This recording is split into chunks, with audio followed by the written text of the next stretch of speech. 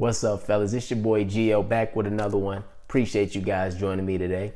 On my channel, I help men grow by 1% a day, every day. So if you like what you hear today, make sure you hit that like button. Make sure you hit that subscribe button. Let's get to it. So, topic of discussion. I want to touch on a video, actually an interview of Charles Barkley, right, with Kevin Durant and Eddie Gonzalez. Okay, we want to touch on what Charles Barkley mentioned was very pivotal and very important to him growing and being as successful as he was in the NBA. All right, if he didn't have these two things, Charles Barkley wouldn't be the man and the legend that we know him to be today. All right, so let's get into this reaction real quick, and we're gonna go from there. So it was great for me though, Kevin, because Moses is the best thing ever happened to me. Because in college, I was 300 pounds. I was in college for 3 years. I led the league rebounding every year I was in college. But I was about 295 to 298, somewhere in there the whole time. So, I thought, as I tell people, high school shape ain't college shape. College shape ain't, and the NBA shape is on a whole nother planet. So I get there, and I'm the number 5 pick in the draft, and I'm not getting to play, to be honest with you. Because I was just, so Moses lived in the same building as me. And I asked him, I said, Moses, can I come up and talk to you after practice? Now, this is Moses Malone he's talking about, okay? We already know Moses Malone to be a legendary basketball player himself, right? So Charles Barkley is pretty much under the tutelage of Moses Malone and some other guys that he mentions here, okay? So let's continue. And I said, he's a big fella. And I went up, I said, Moses, why am I not getting to play? And he said, young fella, you fat and you lazy. And I'm like, what? He says, you're lazy because you're fat. And he said, Charles, you can't play basketball at 290, 300 pounds in the NBA. The guys are too good. And from that day forward, this guy changed my whole life.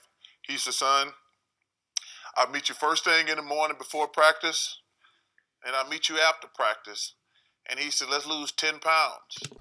Hold up. First thing I'm going to mention, right? Guidance. That is what a lot of young men are missing today. And it's not just guidance, but guidance in your field, okay? Life guidance as well, but guidance in your field. Whatever it is that you desire and aspire to do, you need someone that's going to show you the ropes, somebody that's going to put you, help you to get to the positions in which you need to be in to make things, to make things happen for yourself. All right. So guidance, but let's listen to how he guided Charles Barkley and what Charles Barkley did after he received that guidance, after he received the answers to the questions that he had. All right.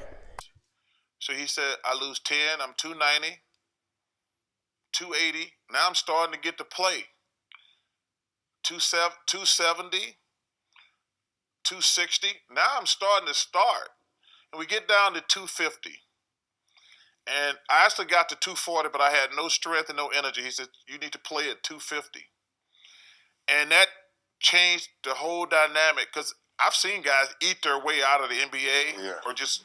Because if you're out of shape, you can't work hard enough against these guys in the NBA. They're just too good. So getting Moses, and I could have went to a shit organization and didn't have guys like that. And there are a lot of players who go to bad situations. I think their careers would be totally different if they had been around grown folks. And Dr. J taught me how to dress. Okay. He's like, son, we don't wear warm-up suits everywhere. We wear suits. So he's getting guidance in his field as far as what is going to put him at a higher level within his profession. Then he has Dr. J telling him, hey, this is how you dress. This is how you conduct yourself as a man. We don't wear track suits. We wear suits, right? Big deal. And I'm like, wow, okay. Because, you ain't making no money your first year. You ain't just going out buying designer clothes. So Moses getting me in shape. Dr. J teaching me financial responsibility. He told me one day, he says, Charles, how many cars you got? I said, I got like 5. He says, Before we go, that's the second thing, financial responsibility. We would be so much better off today, us young men, we'd be so much better off if we knew how to deal and manage money. You know, there would be no such thing as the Black Wall Street if there wasn't black people who were professionals that knew how to organize, assemble, and manage finances. All right, there would be no such thing. So 2 things I'm talking about: guidance, life guidance, and guidance in your field. And then we got financial responsibility. Those 2 things are pivotal to a man's foundation, to a man's ability to put forth a greater generation than himself. All right, but let's continue listening to Charles. well, how many of those can you drive at the same time? I'm like, I don't understand what you mean. He says, why do you have 5 cars? I says, and I didn't have a good reason. He says, son, take all those cars back and get one nice car. He says, this money you make, you got $400,000 sitting around your driveway. That money gonna be worth millions in 5, 10, 15.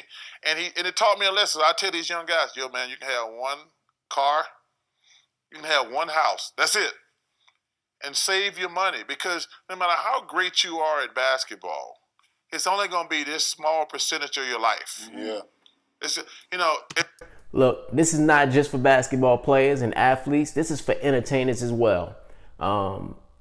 You guys got to understand that the money is not going to come forever. The reasons why it's imperative for a millionaire to have multiple sources of income, different industries go through different seasons. So real estate might be amazing in one season, but then in another season it's a big slump, right? The trucking industry might be amazing in one season, but the next several years it's in a slump, right? It's different industries that you can go across the board and say, you know, some industries get consolidated with a lot of competition. Some are below the radar, but you can make a lot of money in them. And anyway, what I'm getting at is industries change. You know what I mean? Every industry has ups and downs, right? And when if you're going to be a millionaire, you're going to sustain that wealth. You have to make sure that you have multiple sources so that when one goes down, you have another one that's up or on the rise. Okay, that's the importance of having multiple streams of income. Back in 1965, the average lifespan of a corporation was about 32 years. Today, in 2021, the average lifespan of a corporation on the S&P 500 is about 20 years. So there's been a steep decline, right, in the longevity of these companies because of the new innovative technologies that are coming out. So look, takeaways.